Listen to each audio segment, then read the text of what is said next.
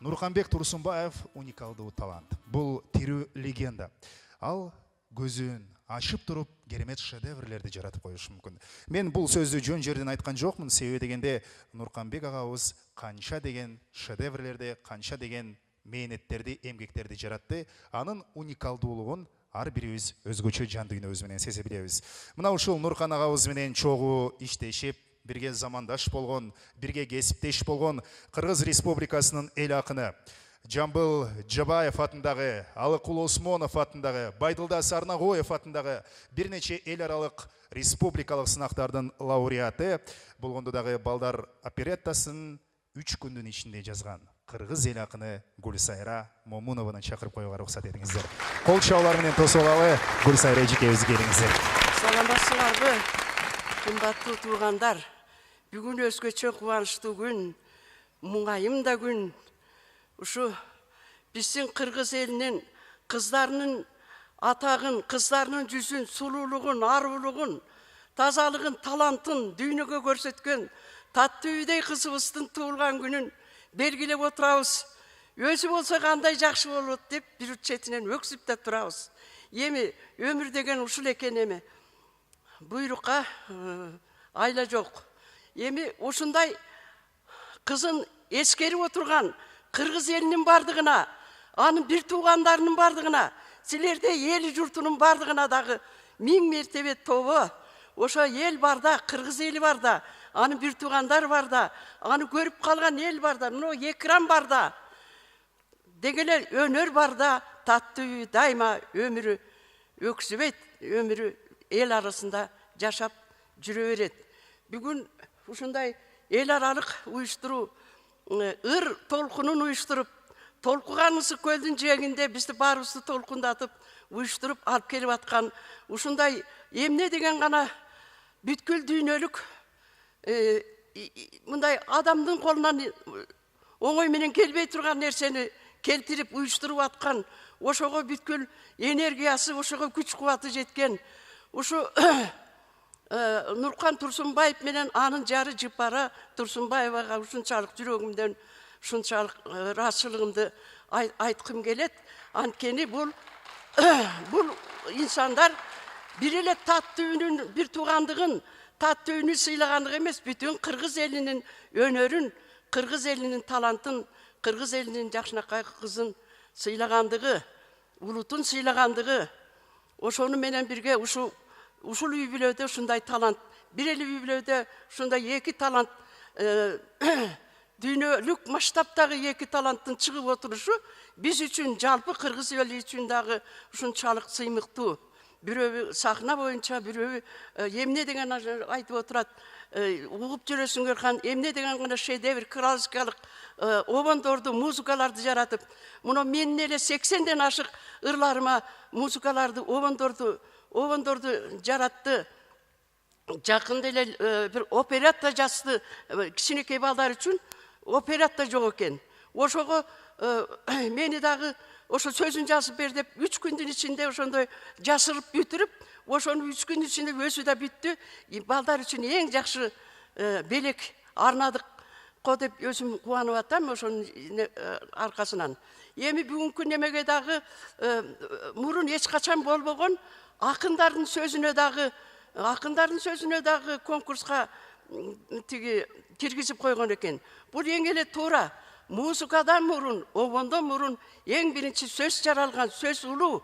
Бу дагы болсо биздин сөзгө, сөздүн кадырына, сөздүн баасына баа берүү деп эсептейм да.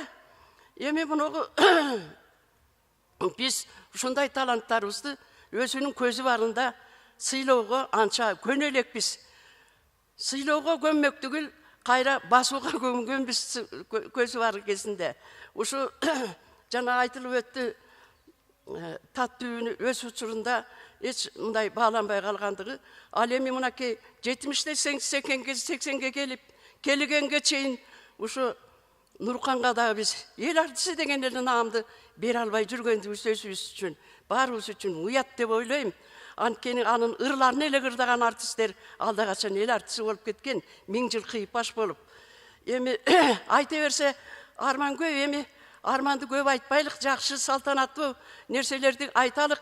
Мынау Нурхан жөнүндө сөз болгондо мен байыркы бабаларды, мен бабалар жөнүндө бабалардан муң башат деген китеп жазып, ошого Нурханды киргизип койдум атайын.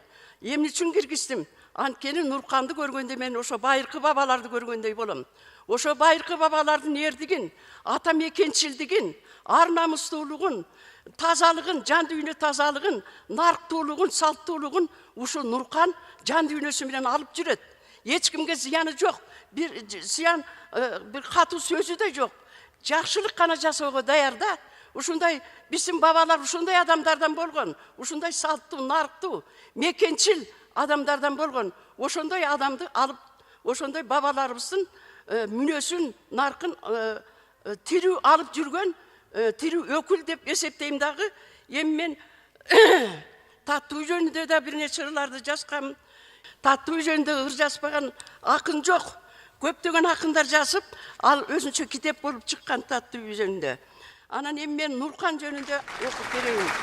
Нурдан бүткөн Нурханга көңүлдөр жаман сөздөн кирдейт экен, көңүлдөр жакшы сөздөн бүрдейт экен, дүйнөнү бүтүн бийлеп турса дагы күнөсү күн экенин билбейт экен, ааламды алтын нурга чайкаса да ай өсү ай экенин дебейт экен, акылы ай ааламды багынтса да адамдар асылдыгын билбейт экен. Ошондой нурдан бүткөн биздин Нурхан өзүнүн нур экенин билбейт экен, урпагы эң байыркы күн элинин өзүнүн күн экенин билбейт экен, нур баласы жүрөгү толкуп ташкан, толтура ыр экенин билбейт экен, жүрөгүн кубулжутуп теңир сүйүп берилген сыр экенин билбейт экен, жанында сүйгөн жары жыпар сулуу өзүнүн гүл экенин билбейт экен, күндөн алып жылуулук, нурдан алып өзүнүн гүлдөгөнүн билбейт экен, жайкалып көркү чыгып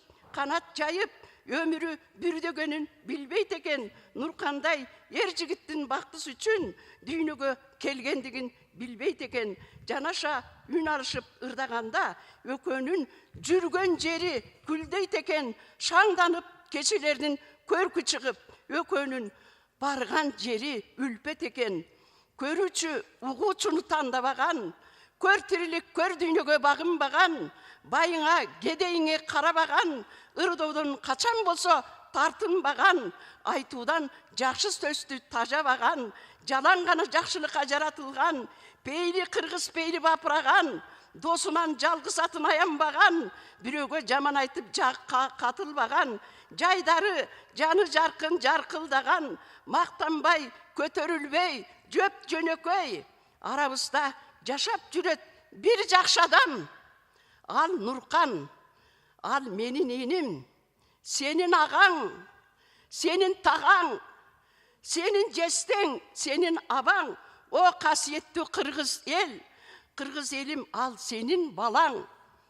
Ал чыныгы сенин балаң, кан жаныңдан жаралган, сенин улуу урухуңдан, касиетиңден наралган, сенин бийик кыялыңды терметип, сенин ички кайрыгыңды кайрыган, сенин жүрөк сырларыңды, сенин жүрөк добушуңду тыңдаган, аны мукам ырга салып ырдаган, ал ырларды уккан адам жыргаган, мактанбайда көтөрүлбөй жөп жөнөкөй, арабызда жашап жүрөт жакшы адам, нур жүрөктүү, ыр жүрөктүү бир адам.